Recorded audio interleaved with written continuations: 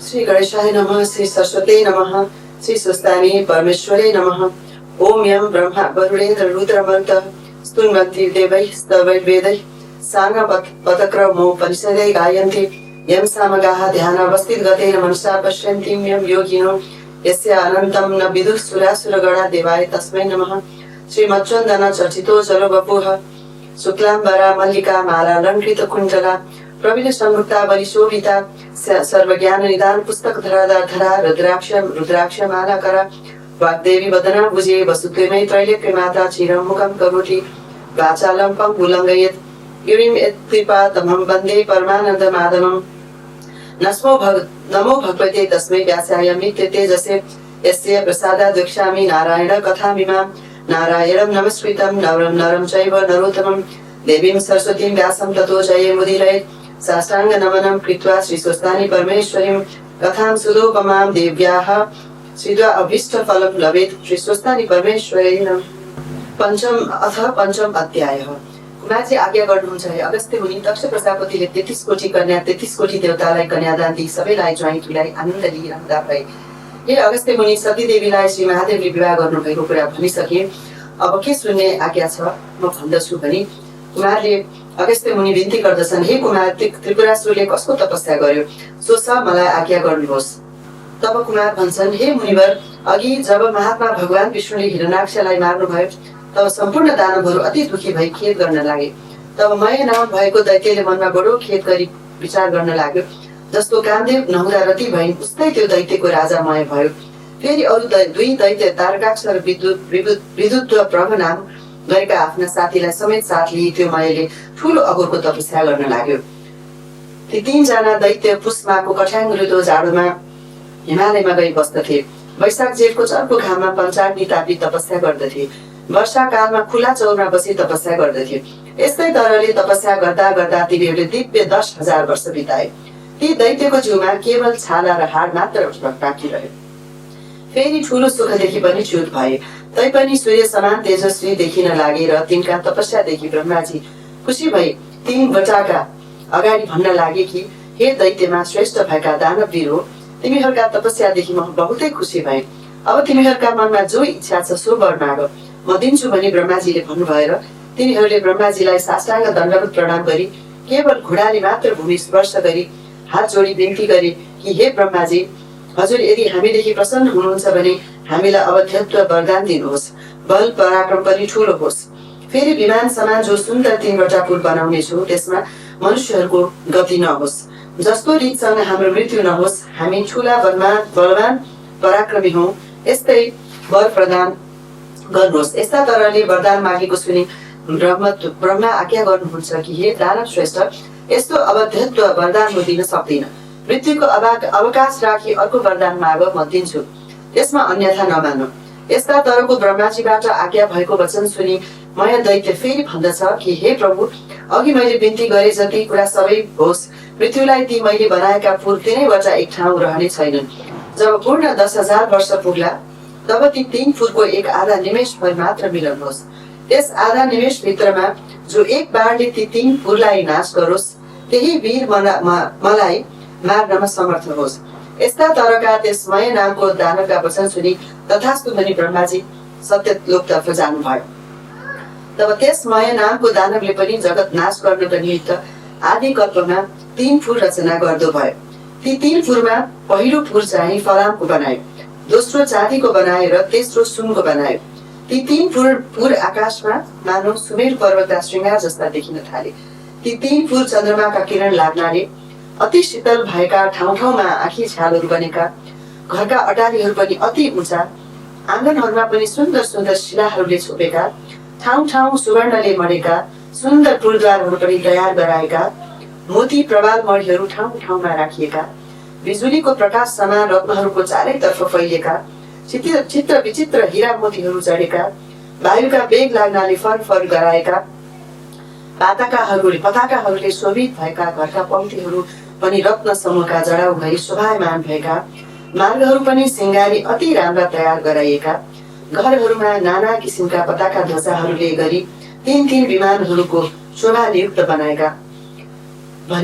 भएका बनाएका लाखौं अमूल्य रत्नहरू लगाएका हजारौं बगैँचा बनाए बिरुवाहरूमा पनि राम्रा राम्रा सबैमा 6 ऋतुका फल लागेका र फूल फुलेका उत्पन्न गराए। तलाउ पनि हजारौं किसिमका कमलहरूका फूल फुली शोभायमान भएका तयार गराउँदो भयो।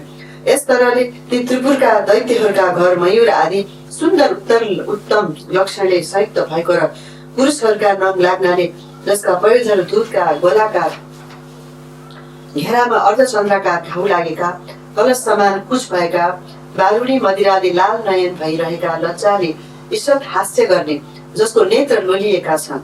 यस्तै सुन्दर स्त्रीहरूले व्याप्त भएको त्यो त्रिपुर सहर अति मनोहर देखिन लाग्यो।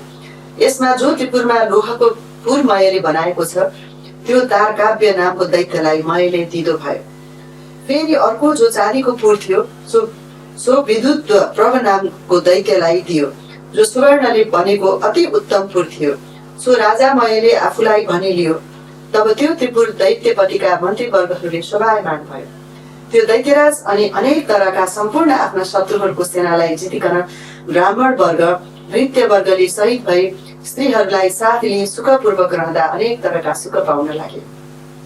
ती 3 लोकको आनन्दलाई ध्वंस गर्न लागेर शेखी र दर्पमा प्राप्त भई सम्पूर्ण देवताहरूलाई जितिलियौं भनी मनमा मान्न लागे। उनीहरूलाई मार्न लागे। उनका बगैँचाका वृक्ष बिरुवाहरू उखेल्नलाई लिई आए। यस्ता तरहले देवताहरूलाई दुःख दिँदा दिँदामा बहुत काल व्यतीत भयो। तिनीहरूदेखि इन्द्रादि देवता अति क्रोधित भएर ब्रह्माजीका सामु गई त्रिपुरवासी दैत्यहरूको सम्पूर्ण उपद्रव विस्तार गरे।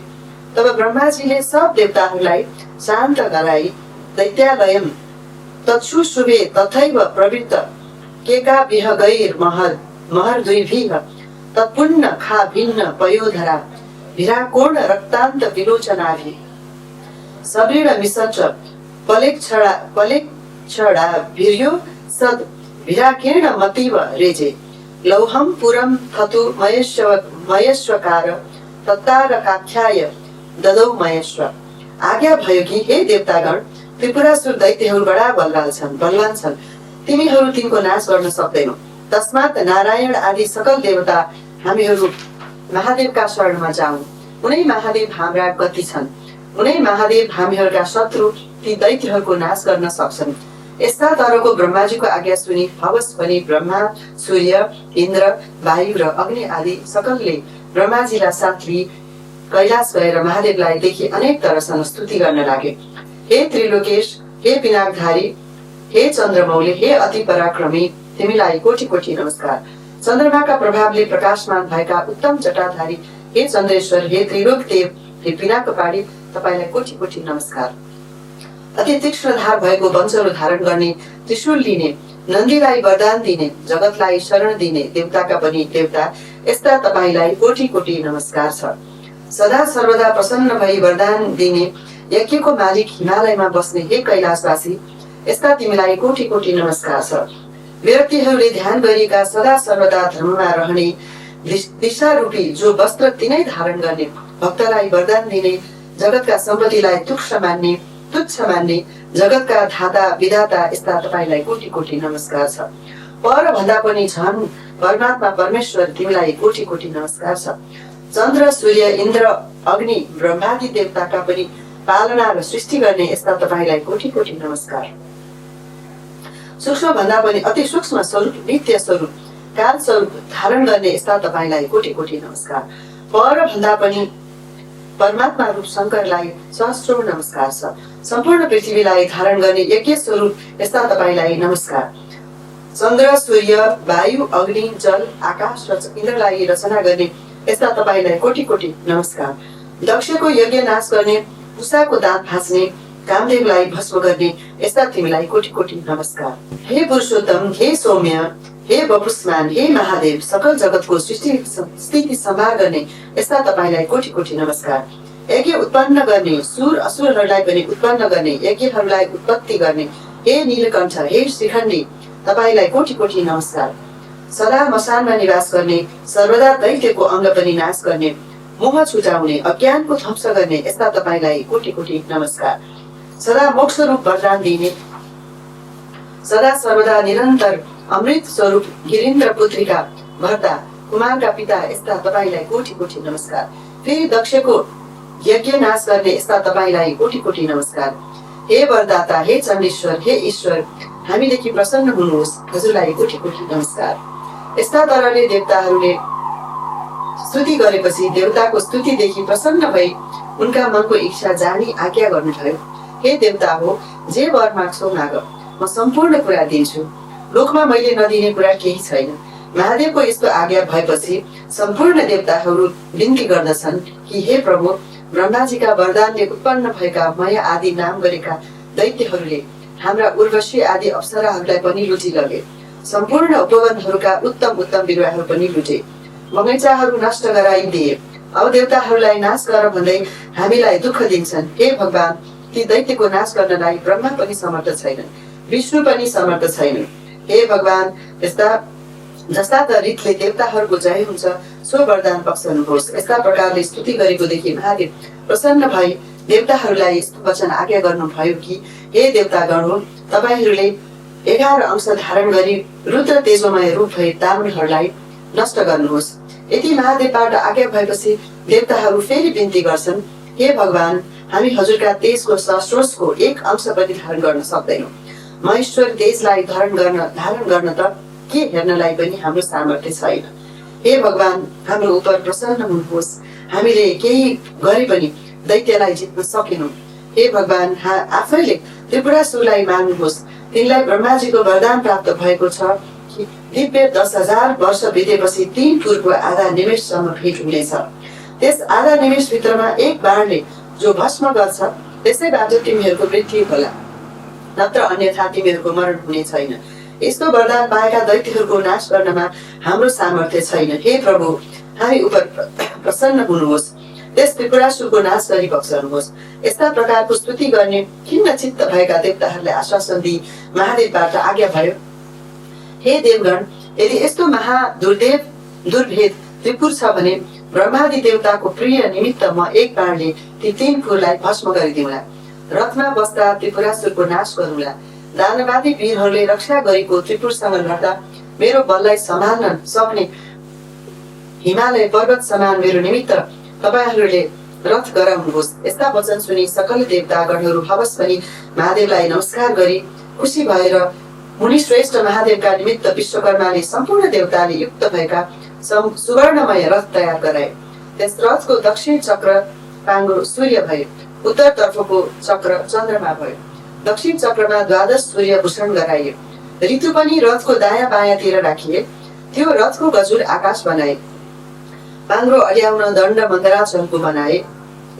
अस्ताचल र उदयाचल यी 2 पर्वत 2 पाङ्ग्राको चुकुल गराए। अयन संवत्सर रथको वेग भयो। 4 समुद्र रथका 4 कुण्डलीका भए। सम्पूर्ण गंगादी तीर्थहरू उत्तम वस्त्र भूषणहरूलाई स्त्री रूप भई हातमा चमर लिई त्यस रथमा रहे। लगाम हाँक्ने सारथी ब्रह्मा भए। ब्रह्म स्वरूप ओमकारको कोर्रा बनाए। विन्ध्याचलको छत्र निरूपण गरे। मन्दराचल उसको पार्श्व दण्ड बनाए। सुमेरु पर्वतको धनु बनाए। श्री शेष नाग धनुको ताँदो बनाए। सरस्वती देवीजी घण्ट भई गइन्। साक्षात नारायण भगवान विष्णु अग्निबाणको टुप्पो भए। 4 वेद रथका 4 घोडा भए। तारागणहरू घोडाका गहना भए। यस्ता तरहले हे मुनि, जो जति ब्रह्माण्डमा विज्ञ छन् सब त्यस रथका अवयव भए। यस्ता प्रकारले त्यो धनु बाणले सहित भएको रथ तयार गराए भएपछि भगवान शंकर पृथ्वी र आकाशलाई कम्प गराई रथमा चढ्नुभयो। उहाँपछि रुद्रका नन्दी आदि जो पार्षदहरू छन् सो नन्दी भए, शंकुकर्ण भए, चण्डेश्वर भए, गणेश्वर भए, योगाक्ष भए। यी सब त्रिशूलपट्टि हातमा लिएका अनेक तरका शास्त्र जानेका नाना तरका शंखबिरी मृदङ्ग बजाउँदै महादेवका उप अनेक विचित्र पुष्प वर्षा गराउँदा भए। तिनका तेजको भार सहन गर्न नसकी सम्पूर्ण देवताहरू मोहमा प्राप्त भए। महादेवले देवता मोह भएको जानी तिनका तेज खिची केही शान्त गर्नु भएर देवताले अनि रुद्रगणको तेज सहन गर्नलाई किंचित समर्थ भए। त्यसपछि हे मुनि श्रेष्ठ, उसै बेलामा नारदजी दैत्यहरू कहाँ गई भन्न लागे। महादेव देवताहरूका स्तुतिदेखि प्रसन्न भई तिमीहरूलाई मार्न भनी आउन लागे। अब तिम्रो जस्तो इच्छा हुन्छ सो गर। नत्र तिमीहरूको सत्यानाश हुनेछ। यस्तो प्रकारको नारदको वचन सुनि मायाले आफ्ना साथी तारकाक्ष र विद्युत माली इत्यादि सम्पूर्ण सुनाउँदो भयो। तब दैत्य मध्येको श्रेष्ठ तारकले भन्यो कि हे राजन, किन चिन्ता गर्छौ? देवता यथार्थले बद्ध छन्। यो त्रिपुर भेदन गर्न कस्तो सामर्थ्य छ? यदि सम्पूर्ण देवता, यक्ष, गन्धर्व, किन्नर आए भने यो त्रिपुर अवध्य छ। अथवा शत्रुलाई जित्नको निमित्त साम, दाम अनि अनेक तरका नीति छन्। जित्ने इच्छा गर्ने बलि शत्रुलाई पराक्रम गरी दण्ड दिनु योग्य छ। यस्ता राजा तारको वचन सुनि विद्युत माली भन्दछ, हे राजन, बलहीन देवता हामीदेखि कुनै प्रकारले पनि समर गर्न सक्दैनन्। जो मूढ भई युद्ध गर्ला त्यो अवश्य लक्ष्यमा प्राप्त होला भने हे राजन, चिन्ता के को छ? लडौं, सम्पूर्ण देवतालाई जिती लोकको इन्द्र पदजन भोग गर्नुहोस्। अघिको हिरण्याक्ष हिरण्यकशिपुको पदमा प्राप्त भई 14 भुवनका सम्पत्तिको भोग गरी हिरण्यकशिपुको गतिमा प्राप्त हुनुहोस्। यस्ता प्रकारको विद्युत मालीको वचन सुनि मय भन्दछ, हे दानवीर हो, अब हाम्रो नाशको बखत भयो। सुन्यौ, ऊ बारम्बार शिर कम्प गराउँदै फेरि भन्छ कि जो शत्रु भन्दा बलि होस् अथवा हीन बल होस्, उसँग हामीले साम इत्यादि उपाय गर्नु उचित छ।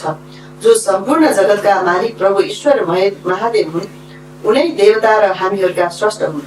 उनी यदि आज हामीलाई मार्न स्वयं आउँछन् भने अब यसको उपाय अरू केही छैन। खाली भगवान महादेवलाई प्रणाम गरौँ, यही मेरो मति छ। यदि अब हामी कठोरता धारण गरी महादेवका सामु गई युद्ध गरौँला त अवश्य हामीहरू यिनका दृष्टिपातैले भस्म हुनेछौँ। जो ब्रह्मादि देवता पनि दुखी भई जसका शरण जान्छन्, आज उनै भगवान महादेव हामीलाई संहार गर्न आउँछन् भने हाम्रो के गति छ? जो क्षण मात्रामा सकल जगतको सृष्टि संहार गर्न समर्थ छन्, जो मुक्तिका दाता सकल जगतका कारण छन्, त्यस्ता श्री महादेवसँग हामीहरू कसरी सकौँला? हाम्रो विधिहीन तपस्याले केही हुँदैन। तिमीहरूले कति समयसम्म भोग गर्यो? त्यसै कारणले म भन्दछु, हे दानवीर हो, तिमीहरू सब कालले प्रेरित युद्ध गर्न भनी उत्सुक छौ। यस्ता प्रकारको मयको वचन सुनि नारदले सारा दैत्यको संहार गर्ने कारण सुनाई भने, हे महाराज, अब तिम्रो तपस्या क्षीण भयो। अब ऐश्वर्य भोग समाप्त भयो। तथापि संग्राममा अघि नसरी नपुंसक झै तिमी देवताको शरण जानुभन्दा संग्राममा लडी मोक्ष हुनु उत्तम ठान्छु। यदि महादेवका हातबाट मर्यो भने श्री महादेवका प्रथम गणको अधिपति हौला। यदि तिमी शरण जाउला तापनि देवताका हितका निमित्त महादेव तिमीहरूलाई नमारी छाड्ने छैनन् भनी फेरि यस्ता दानवका राजा भइकन पनि कातरता गर्दछौ। कातरतादेखि शिवजी प्रसन्न हुने छैनन्। सूर्यदेखि प्रसन्न हुन्छन्, किन नलड्नु? लड, कदाचित जित्यौ भने 3 लोकको राज्य पनि भोग गरौला। यस्ता प्रकारको नारद ऋषिको वाक्य सुनि तारकाक्ष, विद्युतमाली दैत्यहरू आइसहीन भएका हुँदा भन्न लागे, ठीक हो महाराज, नारदजीबाट आज्ञा भयो, त्यो बहुत उत्तम हो। मैले पनि तिनका वचन सुनि अब यिनीहरूको श्री नष्ट हुने बखत भयो भने जानी नारदजीबाट आज्ञा भएको बहुत श्रेय भनी भने। मयको पनि यस्तो वचन सुनि नारद पनि बहुतै प्रसन्न भए। मयले रक्षाबन्धन गरी सकल दैत्यलाई युद्ध गर्नमा तत्पर गराई नारद महादेव भएको ठाउँमा गई ती दैत्यहरू पनि युद्धमा लालसा गरी अनेक तरका शस्त्र अस्त्रले सुसज्जित भई तयार भए। तारकाक्ष, बल, बाणासुर, विद्युतमाली आदि सबै दैत्यहरू पनि युद्ध गर्ने निश्चय गरी राजाका अगाडि अनेक तरका बाजा बजाई सिंहनाद गर्न लागे। दानवका सेनाहरू पनि दानवलाई भयदायक देखिए। ऊ रथ आयो, लो हेर, ऊ रथको ध्वजा देखियो। यस्तै वाक्य परस्पर आपसमा भन्न लागे। भय शोकलाई त्याग गरी कंपित मुख गरी नाना तरह शस्त्र अस्त्र लिई युद्ध निश्चित गरी जस्तै पशु अग्निका समीप जान्छ त्यस्तै ती काल चोदित त्रिपुरवासी दैत्यहरू शिवरथ कहिले आइपुग्छ भनी हेर्न लागे। तब पश्चिम सागरका गिरो भागमा रहेका अनेक प्रकारका पताकादिले शोभित मानव सुमेरु पर्वत सदृश त्रिपुर देखिन लागे। नन्दीश्वर आदि गणहरूले सिंहनाद गर्न लागे। दानवहरू पनि युद्ध निमित्त निस्के। चण्डेश्वर पनि बडो दीप्तिमान कुठार लिएका प्रचण्ड मुख बाई ब्रह्मथादी गणका अगाडि उपस्थित भए। फेरि देदीप्यमान त्रिशूल हातमा लिई शिवतुल्य पराक्रम गर्दै आए। गढका अधिपति शङ्खकुनायक पनि मुसल हातमा लिई उनका पार्श्वमा गई खडा भए। नन्दी, भृङ्गी, वीरभद्र आदि अनेक गण वज्र, त्रिशूल, गदा, परी लिई युद्धका निमित्त अग्रसर भए। दैत्यगण पनि महादेवको रथ आएको देखि युद्ध गर्न पनि अनेक प्रकारका दिव्य आयुध हातमा लिई निस्केर गणहरूसँग युद्ध गर्न लागे। अति क्रोध पनि गर्न लागे। तब महादेवले त्रिपुरलाई दग्ध भए जस्तै देखि हास्य गर्दै लड्नलाई स्थित भएर ठूलो सिंहनाद गरी युद्ध गर्न लागे। नन्दी पनि महाबली दैत्यगणसँग युद्ध गर्न लागे। भृङ्गीले पनि 10 बाण छोडी विद्युत प्रभलाई भेदन गरे। राता राता आँखा पारी शिराले ठोक्दा पनि त्यसलाई केही गर्न सकेनन्। तब श्रृङ्गी र ऋटीले विद्युत प्रभका पृष्ठ देशमा प्रहार गरे। तब उसले पनि शूलले पूर्ण फुकारले भृङ्गी र ऋटीलाई प्रहार गर्यो। जसको वेदना सहन नसकी भृङ्गी र ऋटी त्यहाँबाट पलायमान भए। जब यस दैत्यराजले यिनीहरूलाई जित्यो तब गणनायक गणेशका कानमा 1000 बाण छोडी वध गर्यो। फेरि त्रिषष्ठी फेरि 10,000 बाण छोडी जब गणेशका मर्ममा घाउ गराई वेदना गराउँथ्यो तब गणेशजी अति क्रुद्ध भई आफ्नो सूड पछाडि त्यसको गर्दनमा बेरी निमोठी जस्तै मद्दा हात्ती कमलको फूल सूडले बेरी तलाउबाट उखेली फ्याँक्छ त्यस्तै विद्युत प्रभुको शिर पनि उखेली फ्याँकिदिए। तब शरीरबाट उखेलिएको त्यो शिर यस्तो स्वभावमा प्राप्त भयो कि जस्तै सरोवरबाट छुटी हात्तीका दाँतमा अड्किएको कमलको फूलको शोभा पाउँछ। यो देखि भृङ्गीले नाना तरहले गान गरे। तब नेमी नाम गरेको र बल नाम गरेका 2वटा दानव वीर क्रोधले युक्त भई आएर गणेशलाई मर्ममा बाण छोडी घाउ गराउन लागे। शङ्कुकर्णले तिनलाई बीचमा रोकी तिनका ध्वजा, रथ, सारथी, घोडा सब काटी उनलाई विलथी गराए। तब ती 2 जना पनि झट्ट अर्को रथमा चढेर आए। ती चण्डेश्वर गढ नायकका मर्ममा हजारौं बाण हानी घाउ गराए। तब ती गणेश्वरले पनि क्रोधले आँखा रातो पारी भयंकर मुसल प्रहार गरी दुवैलाई यमराज कहाँ पुर्याए। त्यहाँ उपरान्त ठूला दैत्यहरू जो त्रिपुरवासी थिए सब क्रुद्ध भई बराबर समूह निस्केर नाना तरका नारा ब्रज त्रिशूल कुठार लिएर महादेवका गणमाथि झण्डी महाघोर युद्ध गर्न लागे। शिवगणहरू पनि शिवका आज्ञा पाएका हुँदा जस्तै उन्मत्त केसरी मृगहरूलाई भड्काउँछ त्यस्तै गरी दानव दैत्यका सैन्यहरूलाई भड्काई बारम्बार भिन्न गरी मार्न लागे। दैत्यहरूमा कसैका शिर छैनन्, कसैका गिँड छैनन्। त्यस्तै त रीतले नाश हुन लागे। रगत बही नदी बहे झैं भयो। वायुका वेग लाग्नाले छिन्न भिन्न भएका मेघ समान र वज्रका तोड लागेर चूर्ण भएका पर्वतहरूलाई शिखर झैं गिर्दै सबै दैत्यहरू पश्चिम समुद्रमा पर्न लागे। जब नेविका नाम र बल नामका दैत्यहरूलाई शङ्खकुकर्णले मारे भन्ने दैत्यहरूले सुने तब अति क्रोध भई तारक नामको दैत्यपुरदेखि निस्की गणनायकहरूमाथि झम्ट्यो र अनेक तरहसँग बाण वृष्टि गर्यो। तब गणनायक शङ्खकुकर्णले पनि त्यस महाबली दैत्य पनि केही गिर्ला भने जस्तो भयो। तब फेरि त्यस दैत्यलाई भाला प्रहार गरे। तब त्यो तारक दैत्य पनि रिसले भुइँबाट उठी चक्रले प्रहार गर्यो। तब गणेश्वरले शङ्खकुकर्णले पनि मुड्कीले नै अति वेदना हुने गरी त्यसलाई हाने। शङ्खकुकर्णको मुड्की खाएपछि मूर्छा भई भूमिमा ढल्यो र श्रेष्ठ आयुधलाई त्याग्दो भयो। तब त्यो दैत्यराज महाक्रोधले रिसलाई त्याग्न नसकी मुड्कीको वेदना सहन नसकी मृत्यु वरण गर्यो। यस्तो प्रकारसँग त्यसलाई गिरेको देखि दानवहरूले उठाई मयका भवनमा लिई आए। सारा वृत्तान्त बताए। अनेक तरहसँग विलाप गर्न लागे। तब ती रुन लागेका दानवहरूलाई सम्झाए भने कि मेरो घरमा अमृतको कुण्ड छ, त्यसैमा दैत्यहरूलाई चोरी बचाऊ। तब ती दैत्यहरूले हुन्छ भने प्रसन्न भई अमृतमा चोबी दैत्यपति तारकासुरलाई बिउताए। फेरि मरेका दैत्यलाई पनि बचाइदिए भने प्रसन्नताले मयलाई शिर मुहाई प्रणाम गरे। तब त्यो तारकाक्ष फेरि बडो बेगले गरी संग्राम भूमिमा आएको देखि ब्रह्माजीले आफ्ना बायाँ हातले त्यस दैत्यलाई देखाई महादेवसँग भन्नु लाग्नुभयो, हे महादेव, त्यो दैत्य अघि मरेको थियो, अहिले फेरि बचेर आयो। मयका घरमा अमृत छ, त्यस अमृतले गर्दा मयले दानवहरूलाई बचाउँछ। हे शम्भु, यदि यसको घरमा अमृत छ त यो मरेका दैत्यहरूलाई बराबर बचाउँछ। यसै कारणले प्रहार गरे मात्र पनि यो अमृत शोषी लिनुपर्छ। यस्ता प्रकारका वचन सुनि बाण प्रहार गरी अमृतलाई शोषी लिएर फेरि ब्रह्माजी बिन्ती गर्नुहुन्छ, हे देवेश, अब त्यो शर ग्रहण होस्। मैले त्रिपुर दैत्यहरूसँगको लडाईँ खुब देखेँ। लड्दा लड्दा आज पूर्ण 10,000 वर्ष व्यतीत भइसक्यो, तैपनि त्रिपुरको क्षय भएन। अब त्यो बाण चाँडो छोड्नुहोस्, तब शत्रु नाश होलान्। यी पुर एक आधा निमेष भर एकत्र भई फेरि अलग होलान्, त्यसै बेलामा बाण प्रहार गर्नुहोस्।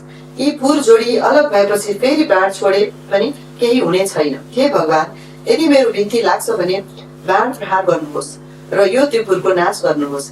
यस्ता प्रकारका ब्रह्माका वचन सुनि लौ भनी त्यो उग्र बाण धनुमा चढाए, धनुलाई तल माथि झुकाए।